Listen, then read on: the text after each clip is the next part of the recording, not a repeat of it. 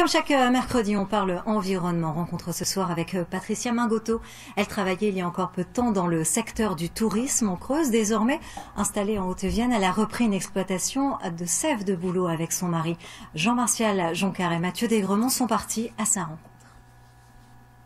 Pour la nature, je fais avec mon mari différentes activités agricoles et production agricole sur notre terrain à Saint-Genès-sur-Euzèle. Des plantes médicinales, de la sève de bouleau, des huiles et des petits fruits rouges.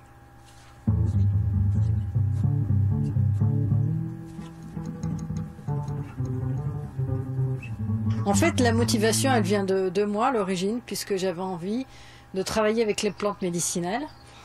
Et alors qu'on étudiait un projet d'installation agricole pour moi en production de plantes médicinales et un peu de fruits rouges, eh bien on a trouvé ces 23 hectares de terrain et qui a donné une autre dimension à mon projet.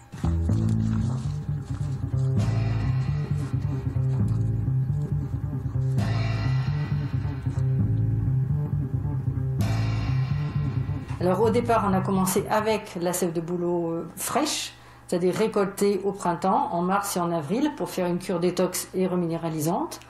Après, la deuxième étape de notre évolution, c'est qu'on a cherché un procédé pour la conserver, cette sève de bouleau. Donc on a fait des recherches avec un laboratoire pour pouvoir la pasteuriser sans dégrader sa composition et qu'elle garde donc toutes ses propriétés médicinales.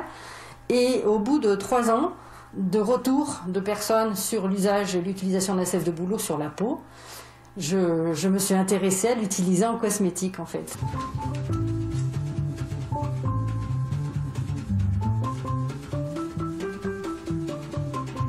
Notre exploitation, elle est en agriculture biologique. C'est un choix depuis le départ, c'était une évidence pour nous. Donc ça veut dire qu'on se coupe de tout un tas de produits qui servent à aider le sol, la plante et à faire du rendement. Nous, on n'a pas fait ce choix-là. C'est aussi pour ça qu'on a plusieurs activités.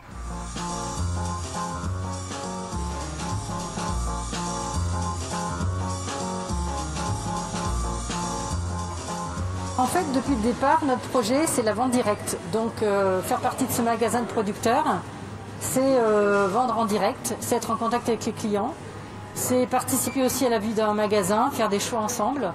Et c'est complètement cohérent avec notre projet global.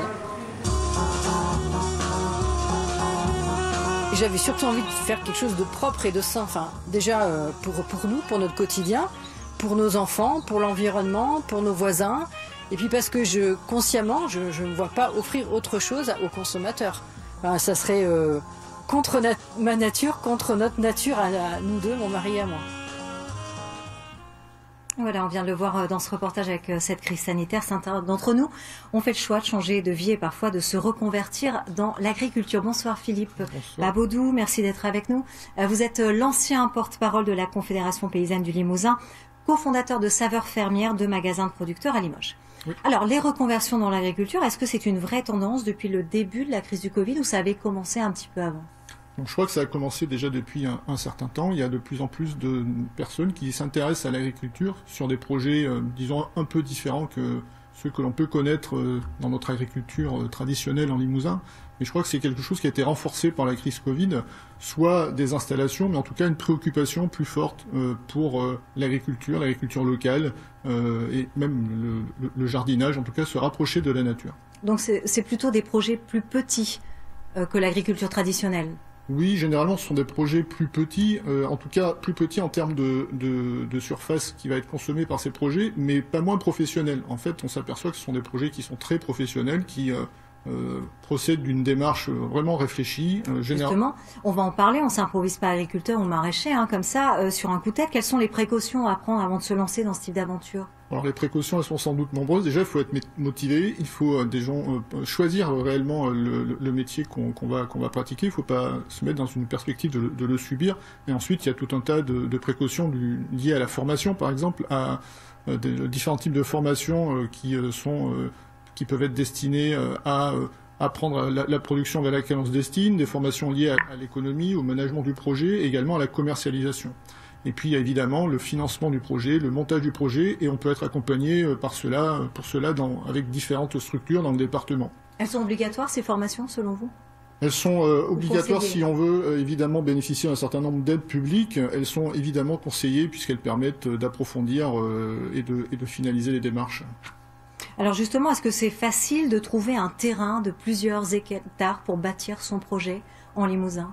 Ça, c'est un gros problème. L'accès au foncier, c'est vraiment la clé de l'installation de ce type de projet. Je dirais que c'est plus facile aujourd'hui de trouver 50 ou 60 hectares pour agrandir une exploitation déjà un peu grande que de trouver 3, 4 hectares ou quelques milliers de mètres carrés pour développer des projets de maraîchage. Il y a vraiment une concurrence sur le foncier qui est assez importante et ça fait vraiment partie des clés sur lesquelles il va falloir agir pour promouvoir l'installation en agriculture, en particulier pour répondre à la demande de ces futurs porteurs de projets. Alors justement, un petit conseil pour eux, s'ils veulent se lancer, à qui faut-il s'adresser en priorité ? Oh là, en priorité, je me garderai peut-être de le dire, je vais citer plusieurs organisations qui peuvent être contactées. Je pense évidemment à la Chambre d'agriculture, qui est l'organisme qui intervient dans l'installation et dans l'accompagnement. Je pense également à l'ARDR du Limousin, qui se fait une réputation d'accompagner ces projets, disons, un peu plus alternatifs. Je pense à des organismes comme Terre de Liens aussi, qui s'est spécialisé dans la gestion du foncier.